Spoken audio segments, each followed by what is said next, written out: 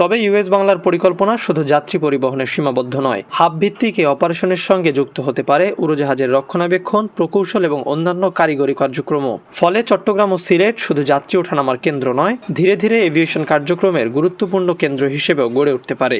আর এর সঙ্গে তৈরি হতে পারে স্থানীয় পর্যায়ে নতুন কর্মসংস্থানের বড় সুযোগ। সবচেয়ে গুরুত্বপূর্ণ বিষয় হলো এই পরিকল্পনার পেছনে রয়েছে বিপুল অর্থের বাজার। বাংলাদেশের আন্তর্জাতিক এভিয়েশন বাজারে প্রতি বছর বিপুল পরিমাণ অর্থ ব্যয় করছেন দেশের যাত্রীরা। এর বড় অংশই চলে যাচ্ছে বিদেশি এয়ারলাইন্সগুলোর কাছে।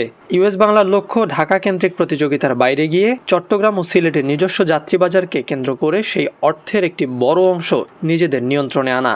অর্থাৎ এটি শুধু নতুন কিছু রুট চালুর পরিকল্পনা নয়, বরং দেশের আকাশপথের ব্যবসায়িক মানচিত্রই বদলে দেওয়ার একটি বড় কৌশল। ঢাকা থাকবে দেশের প্রধান এভিয়েশন গেটওয়ে, কিন্তু তার পাশাপাশি চট্টগ্রাম ও সিলেটকে শক্তিশালী আন্তর্জাতিক হাব হিসেবে দাঁড় করাতে পারলে বাংলাদেশের আকাশপথে তৈরি হতে পারে নতুন এক ত্রিমুখী কেন্দ্র।